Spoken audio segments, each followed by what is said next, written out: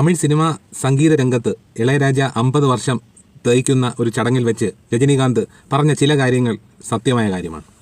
Ilaiyaraaja Tamil cinema രംഗം അടക്കി വാണിരുന്ന കാലത്താണ് AR റഹ്മാന്റെ വരവ്. അതിനെ തുടർന്ന് നിർമ്മാതാക്കളും സംവിധായകരും നടന്മാരും ഒക്കെ AR റഹ്മാന്റെ പിന്നാലെ പോയി എന്നൊരു അഭിപ്രായം രജനീകാന്ത് പറയുകയുണ്ടായി.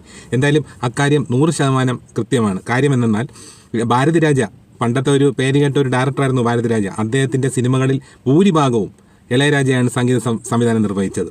പക്ഷേ AR റഹ്മാന്റെ വരവിന് ശേഷം അദ്ദേഹം ഭാരതിരാജ ചെയ്ത പടങ്ങളായ കിഴക്ക് ചീമയിലെ കറുത്തമ്മ, അതുപോലെ കൺകളാൽ കൈരിസി, ഇങ്ങനെയുള്ള ചിത്രങ്ങളിലെല്ലാം AR റഹ്മാനായിരുന്നു സംഗീതം. എന്തായാലും അന്നത്തെ സംവിധായകർക്ക് AR റഹ്മാൻ വന്നതിന് ശേഷം ഇളയരാജയെ മാറ്റി നിർത്തി AR റഹ്മാനെ മ്യൂസിക് ഡയറക്ടർ ആക്കുക എന്നുള്ള ഒരു ചിന്ത ഉണ്ടായിരുന്നതുപോലെ അന്നേ എനിക്ക് തോന്നിയിരുന്നു.